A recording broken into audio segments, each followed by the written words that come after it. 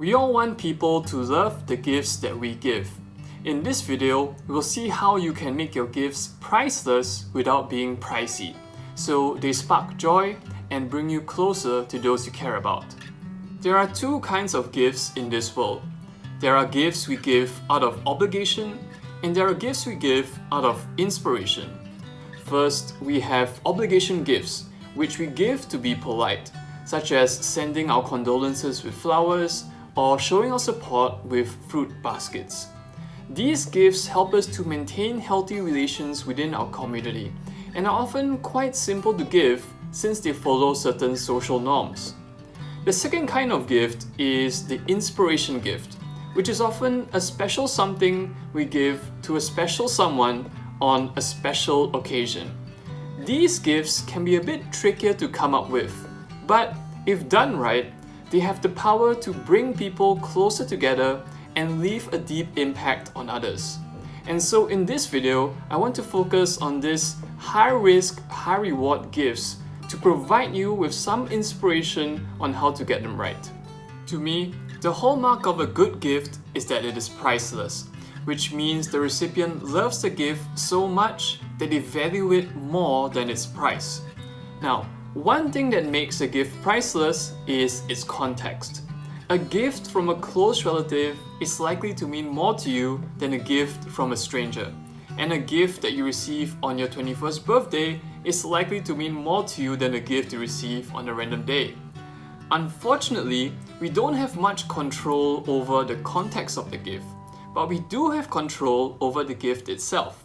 And so for our game of life today, we'll see 3 ways that we can make our gifts special so that we can give something priceless when it really matters. Our light mode is to give a nice surprise. To do this, we first need to figure out if your recipient already knows what they want or if they prefer to leave it up to you. If your recipient has a clear idea of what they want, maybe they've written a Christmas wish list or are dropping hints to you before their birthday, then getting that for them is usually the way to go. Here, the surprise is in them knowing that you were attentive to their wishes, and of course you can always make it more special by giving it in an unexpected way or personalizing it.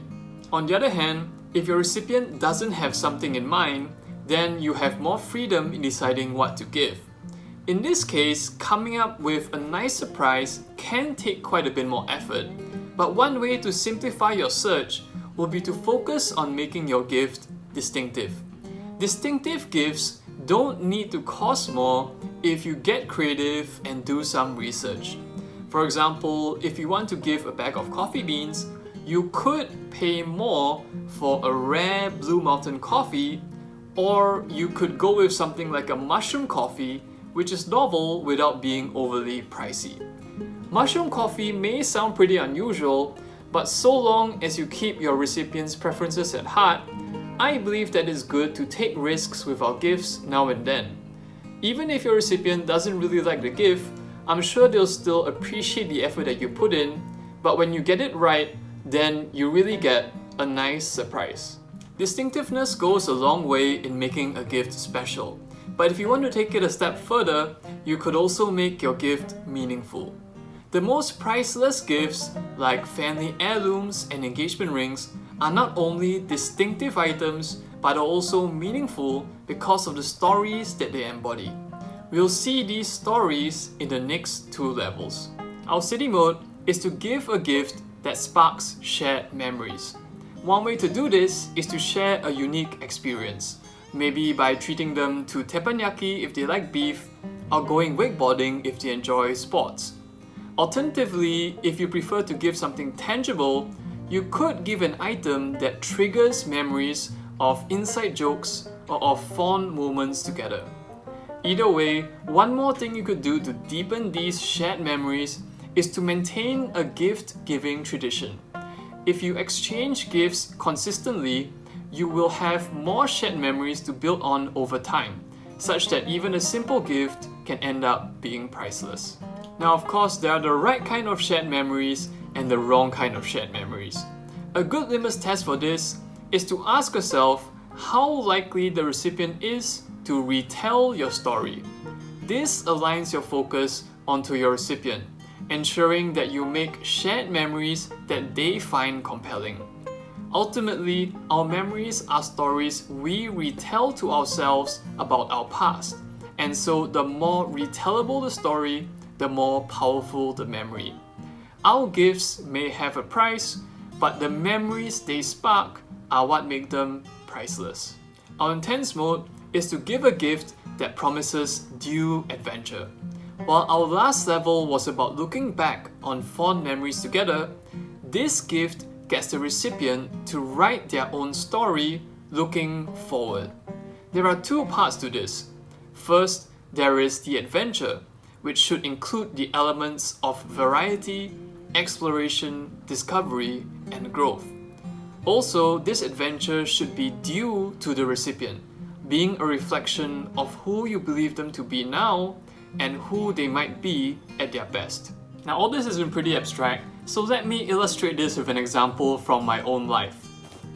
So this is a gift that I got from some of my friends for my birthday. It's actually a molecular gastronomy kit where you actually can make these like fancy bubbles and flavor foams in the kitchen. And probably because they know that I like to cook and experiment with new things. So while I actually haven't opened this yet, I do consider it a really great gift because it's not only a really distinctive item, but also because I believe it promises due adventure of a culinary discovery when I get down to opening it.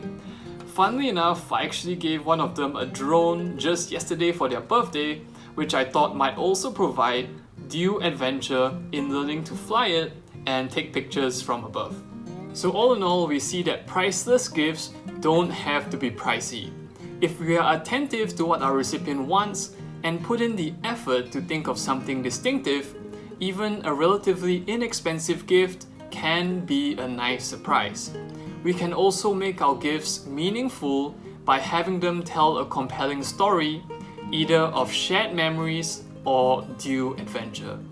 Most of us probably know this intuitively, but by laying it out in this video, I hope this helps you to come up with great gifting ideas a bit easier.